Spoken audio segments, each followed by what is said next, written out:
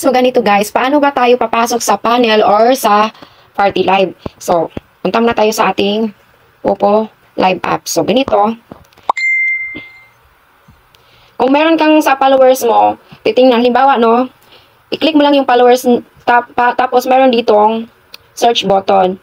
So, tap nyo lang yan, tapos enter nyo yung ID ni Ma'am Jen or ID ko. Kasi kami dalawa magbukas kami ng party live or mag-host ng party. So, punta tayo ngayon sa panel ni Ma'am Jen. So, i-search natin yung kanyang ID. 737. Dapat nakalista na yung ID ni Ma'am Jen or ID ko. So, 3006. So, i-search natin. Search. Yan, nag-appear na siya, no? Yan lang.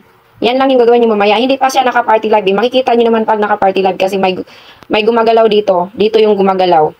So, ngayon, maghanap tayo ng naka-party live at uupo tayo para mabigyan ko kayo ng sample. So, iba ko lang. So, hahanap ako sa followers ko ng naka-party live at try nating uupo doon. Ito siya kasi umilaw-ilaw. Yan, naka-party live. Pero gusto ko yung join na natin ngayon is yung eto, parang ka-team naman natin to. So, si Ma'am Lovely. Open natin si Ma'am Lovely. Tapos, ito, naka-party nakaganyan. So, itap lang natin yan. Yan. So, ngayon, uupo tayo. Ayun, may bakante. So, dito tayo uupo. I-click, dito tayo uupo 5 or 6. So, halimbawa, dito ako sa number 8. Pero, magpaalam muna tayo.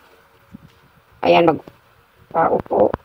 O, yan. Send ko muna. Pero, nakaupo na ako. Ayan, nakaupo.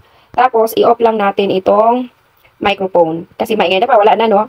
Kasi in-off ko na. At saka, kung gusto nyo rin wala kayong marinig dito, click nyo rin ng 3 lines, i-sound off.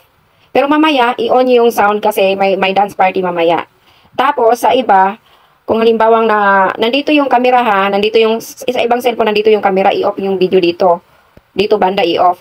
Pero yung iba nandito, i-tap nyo lang yung screen, tapos meron yung open video. Okay, guys? Follow for more dahil iba na ang may alam. Thank you so much for watching.